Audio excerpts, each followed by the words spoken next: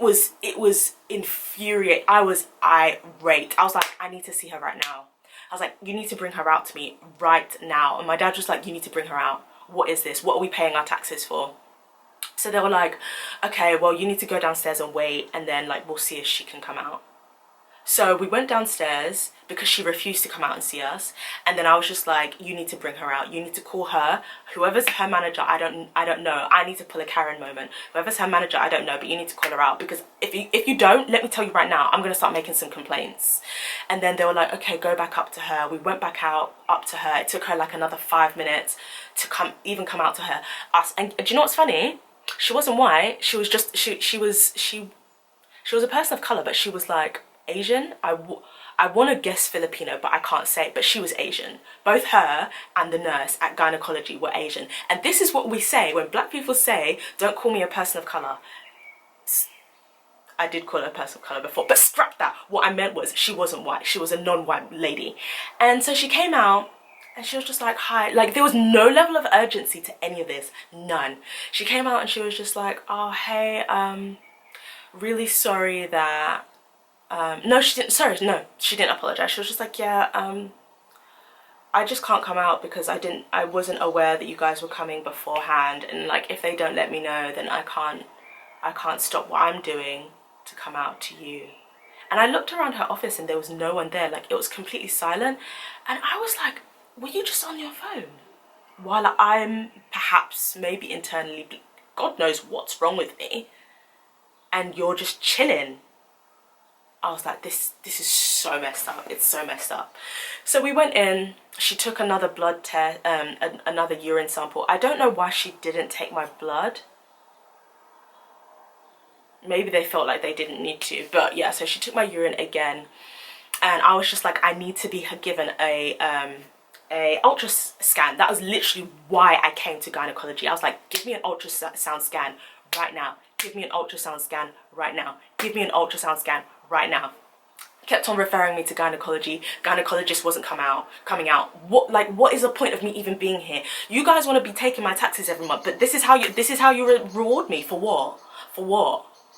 Like, this is like, I was saying this on Instagram, like, the social contract is so broken. Like, how dare you expect me to live up to what I'm supposed to be doing as a citizen of this country, and you're not doing anything when it comes to me and my health. It was so insulting, so insulting.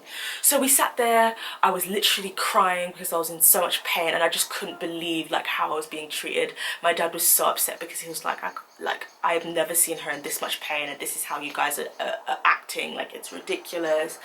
And then she was just like, okay, well, we can have you referred for an ultrasound scan. And I'm sure gynecologists know how to do scans themselves. I'm just saying, like, I'm sure that you know, because anyway, I eventually went for one, and it's like, it's not that hard. Like, you've got the equipment here. I know that you do. It's 11 o'clock at night. I know there's no pregnant woman wanting to get an ultrasound scan right now, so why can't you just hook me up to the machine and do it right now?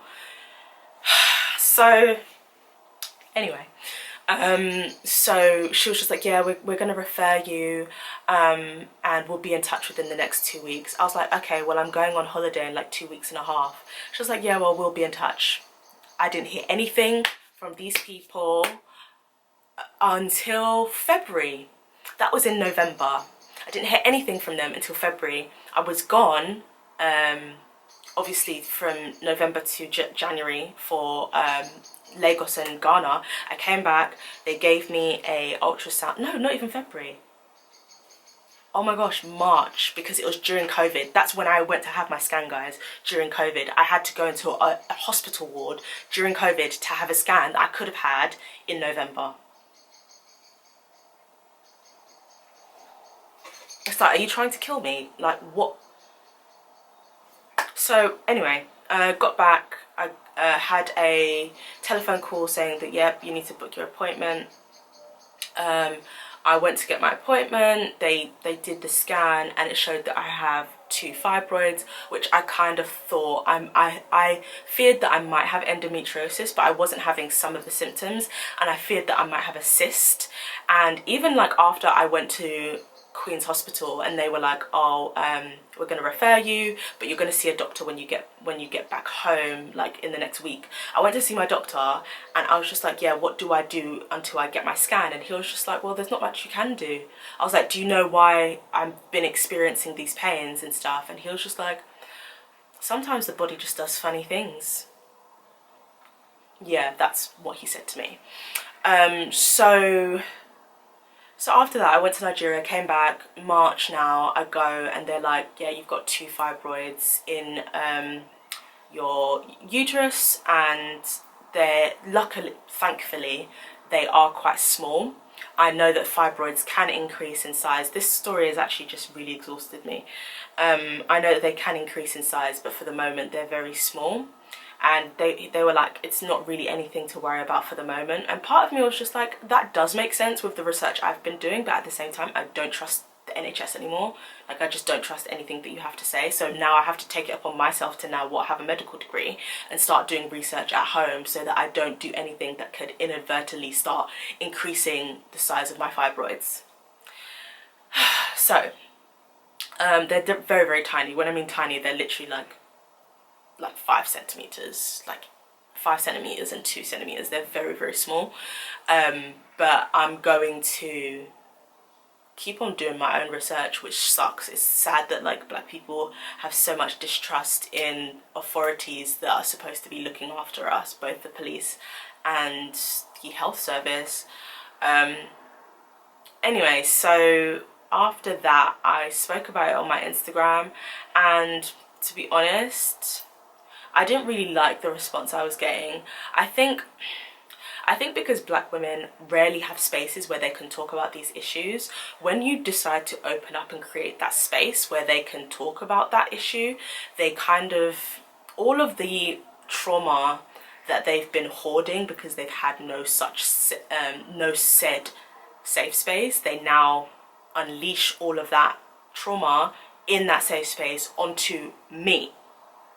And it's like, okay, so one person was just like, yeah, oh my gosh, that happened to me, and then I found out that I had cancer, and da da da. And I was like, this is a lot to deal with. Like, I understand that people want to share, and people want to share the burden, and they want to unpack, but at the same time, it's kind of like overwhelming when it's not just one person saying this. I have like now what, 20,000 followers, so like it can be super overwhelming when I decide to talk about something like that, and then you're just getting so much feedback. And I wasn't expecting it. I wasn't in the mental headspace because I was in pain. Like, that's what I was talking about, the fact that I was in pain because of all of this stuff. And I do want people to slightly be better social citizens, because I feel like when someone's in pain and they're venting, it's probably not the best time to tell them that you have cancer. And I'm not trying to be selfish. She doesn't have it anymore, but I try and be very, very sympathetic and understanding. I've always been like that. I'm always trying to make sure I respond to everybody who comments to me, but it can be really exhausting because I'm not God. I can't listen to everybody's problems at once. It's a lot. So I was getting a lot of feedback, and I was also getting a lot of just projection, like people projecting their fears onto me. But then I was also getting like people now talking about my health coming from a place of ownership, and kind of coming from a place of expertise that I know that your ass doesn't have. Someone was just like to me, it is something to be worried about, because if you when you want to have children, it's going to become a problem. You need to change your lifestyle habits. Excuse me, sis, what the heck do you know about my lifestyle habits? What do you know about like my lifestyle habits? Because really and truly, I show myself going to the gym 3-4 times a week. I show myself having vegan meals a couple times a week. I show myself I always have dairy-free breakfast. I rarely eat dairy. I rarely eat wheat. What else do you want me to do? More so, it just shows that you don't know anything about my lifestyle, despite the fact that I've been showing it to you. And all of a sudden now, you want to tell me, because you're my GP, that I should change my lifestyle habits when I want to have children. How do you know that I even want to have children? Like, it's this is what I'm saying. Like, the conversation about women's health really needs to be just improved, especially when it comes from other women, because you'd expect that that would be a safe space. But because there's a lot of disrespect when it concerns women's bodies, women internalize that, and women internalize the idea that everybody needs to have the lifestyle that I want to have. Everybody needs to treat their bodies in the same way that I treat my body, and that really doesn't respect women. It doesn't, sis. You don't own my body. You don't. And so I had to really go on a blocking rampage, because some people were just being incredibly rude, incredibly intrusive, especially with the thing about pregnancy. Like, you guys already know, like, if you haven't seen my video about child rearing and wanting to have children, I'll try and link that below. But it's a very complex and complicated topic for me. So for you to now just come into my DMs and assume how I want to spend the rest of my 20 years on earth, it's so rude. It really angered me. And so I really want us to improve, like, how we speak to women about the choices they make over their bodies, and how we speak to women about bodily health, because it's not sensitive enough, and it's not loving enough, and it's not respectful enough. The respect is a big thing for me. But I'm happy that one thing it did show me is that when I am in a safe headspace to discuss it, that there are women who want to discuss it. There's so many women who want to discuss these issues, especially black women, and you know that's where my heart is. There's so many black women who want to talk about this stuff, which is good, and I love that. I just think it has to be done in a safe, respectful, loving nature.